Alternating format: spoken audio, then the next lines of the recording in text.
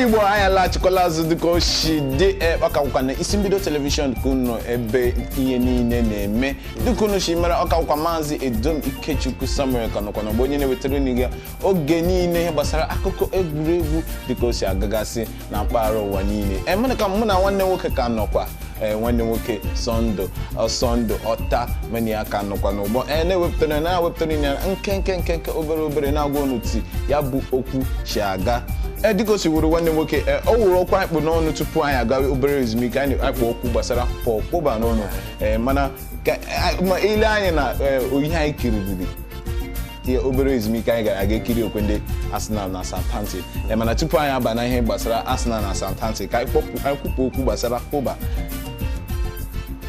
Kedu ebe ya na-asị onye nọrọ n'ebe ịnọrọ ndị iti na-akpọ ya feel your impact asị na onye apụ ebe a asị na onye a nọbụ ebe a oke ọ dịka onye a nọzi ebe a ihe mere ihe a ji eme ile anya onye a na-akpọ Paul Scholes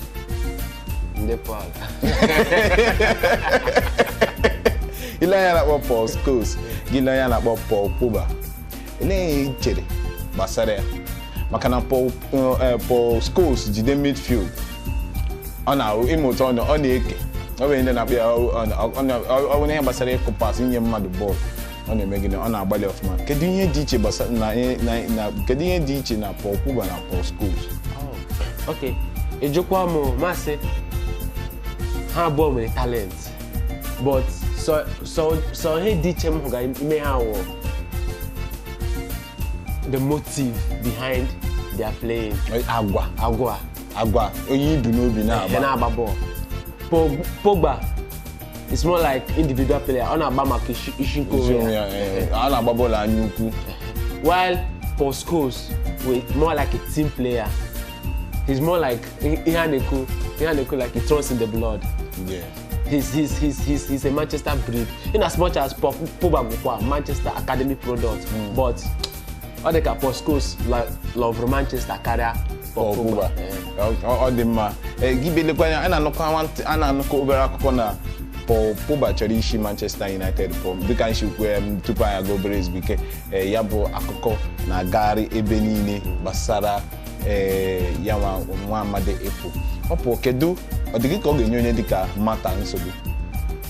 Ọ kwesịrị ibe ilewe ya anya ọ ga-enye Mata nsogbu ọfụma ọ ga-enyekwa onye a na-akpọ Martial nsogbu maka abịa na ihe gbasara akụmakụ bọọlụ. Onye m jisi gị na ihe gbasara akụmakụ bọọlụ agwa na-esokwa n'anya ọbụla mmadụ na-eme n'ọrụ ị na-arụ ọrụ aka ị na-arụ agwa nke onwe gị na-eso na-akwalite ya. Ile anya onye dịka Paul Pogba na otoshi gbaa na Russia 2018 ọ gbara ọzọ maka gịnị o weturu onwe ya ala. Even Jose Mourinho si na ọ tọrọ ya n'anya otoshi wetuo onwe ya mmụọ ya ala ma ndị were ma nke bịa were unene bịa na-ara n'ihu ya onweghị o kwuru ma ndị kpọrọ ya onye isi ojii ma ndị kpọrọ ya enwe onweghị o kwuru ya gbachaa Russia 2018 buru iko ya lọta. Mana ọ bịa na Manchester United agwa ya ichenji agwa ya agbanwe ma ọ ga-awụ the dressing room spirit. Ma sometimes about this football game I watch onye kacha agba na-emeri ndị chọrọ imeri n'emeri. Mana Jose Mourinho na-asị na ọ na-agbalị ọfụma na ya gbasara dressing room ịhụ na o jikọrọ ha ọnụ. Ọ na-agbalị but result ka enidere ọwụ action. Ihe matter most is the result of your action. Ọ dị mma ka leba anya na ihe gbasara ikiri ihe gbasara Arsenal na Southampton. Ọ dị ka ewe ya na-asị mmadụ ịhụ onye ka gị oji abịa gị dịka ịhụ nga ọga gị na-abịa ọ na ọga gị onye ịhụ nga ọga gị ị ga-afụ ụzọ kụja. Southampton na Arsenal ewe ihe gbasara klọb abụọ. Arsenal ha na-ata ikikere eze ha gbala ukwe 8 games. Arsenal meriri naanị otu ha gbatara nke onye na nke onye na nke ya ka na-akpọ draw n'olu ndị iti emerie ha 3 ka ọ bụ 4. Kedu ihe i chere maka na mbịa n'ụlọ gị taa gị kọọ m ihe na away games nke a na-agba na Arsenal na Southampton n'ụlọ ndị Southampton ka m na-ekwu ya ndị n'ụlọ gị na-akụ m ihe mbịa gị n'ụlọ gị m ga-ekwe abịa ọzọ I mean, we choice now. Oh, we make choice. Because Arsenal we choice. Because our league, I got married home and away. Mana gịnị ka ichere ikiri ya bụ okwe n'izu ụka gara aga okwe ndị Arsenal na Southampton ikiri kedu ihe ichere kedu otu iche chere ya na okwe ya bụ okwe si gaa Emma Southampton changed the coach. I got what I have his first game. That last game was his first game. So I got that dressing room effect. I got that manager effect. Okay, yeah. Okay. Onye wanyere aka iji hụ na ọ kwalitere maka na anyị na-anụta akụkọ dịka eweziokwu na m na-ahụta ya ebe a na ọ ka bụ onye ntụziaka ọhụrụ nke ndị Southampton ya nwa amadi kwukwara na ọ ga-agbalịsi ike ịhụ na Southampton aga relegation na ya bụ this season hapụtago na relegation zone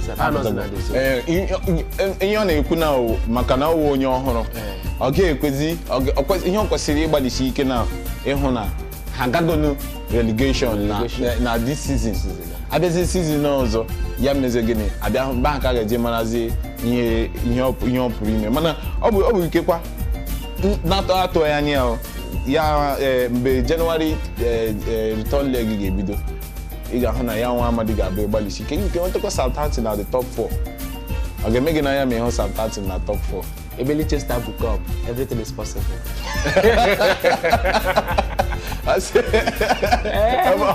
Leicester City ka ga-eme na afọ iri ọzọ ga-ebi maka na ibele anya na Premier League now ibele anya Premier League ị ga-ahụ na Premier League na-akpụ ọkụ n'ọnụ ilugo n'anya league niile lee ndị Barcelona ibele Barcelona ndị ọzọ so ha na Sevilla Atletico Madrid even iwete ndị dịka Real Madrid gila anya na Italy ihe nweta dịka Juve Napoli Inter ihe niile echenjigo gilego n'anya na French League ị ga-enweta PSG ị ga-enweta Lille gị nweta Lyon bịa nweta Montpellier ndị a niile ndị a na-enwetacha na relegation zone mbụ kedu ihe ọ dịghị ka football agbanweela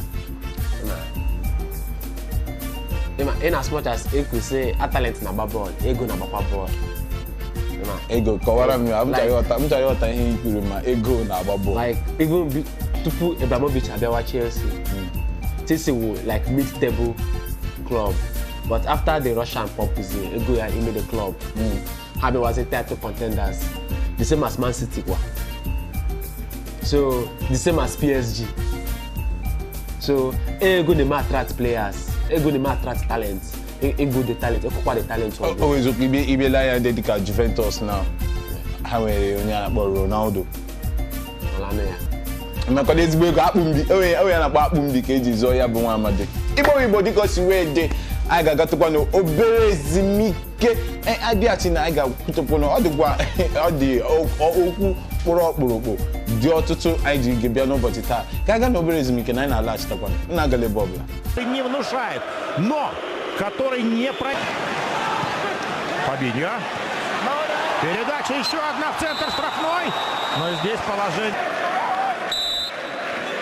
Напряжение висит прямо над игрой, над Энфилдом. Передача в никуда. В воротах. Ну, скажут, Лукаку туда вытолкнули. Скажут... Пошла подача. Андер Эррера. Ну и впереди Ромело Лукаку номер... От дождя все закупориваются как умеют, а Ливерпуль продолжает гулять, соперника. Салах разворачивается, поддерживает атаку. Фермино, удар, поворот. 12 номер играет у хозяев Вирджил ван Дейк, 4-й. И Дэйан Ловрен, 6-й. Центр обороны. Обратите внимание, Ливерпуль часто мяч разыгрывает, не слишком, может быть, надеясь на малорост, обратил на это внимание. Так вот, у Ливерпуля запаса серьезного в обороне нет. И опять опасно. Эшли Янг на ленточке останавливает мяч. Ливерпуль навалился. Ван Дейк. Потеря у Манчестера. Мохаммед Салах штрафной укладывает мяч под левую. Но слишком долго он этим занимается. И Баку отошел. Клайн. Мане. Передача чуть-чуть назад. В район 11 метров. Передача назад. Матич. Почему сразу не отдал вперед? Не будет включаться, если мяч у Манчестера будет. А пока удар по воротам и в своем фирменном стиле вытягивается Давид. Долго ждал, далеко отпустил мяч.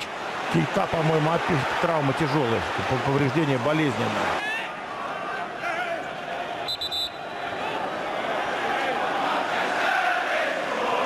Салах, а Мане и Фермино на правой бровке.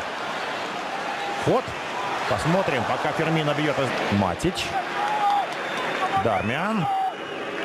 И попытка сразу длинным пасом туда в направлении. Ну как-то играет Манчестер слишком сейчас по-барски, что ли. Мане входит в игру. Фабиньо. Заброс штрафную. Садио. Она не может быть перехвачена никем из защитников. И Дехе. Ну, ах, передача какая, а. И сильная достаточно. И траектория видна для ускоряющегося Мане. Или мерсисайдцы оборону соперника. И повели в счете 1-0. 25-я минута. Защитник ММЮ. И даже времени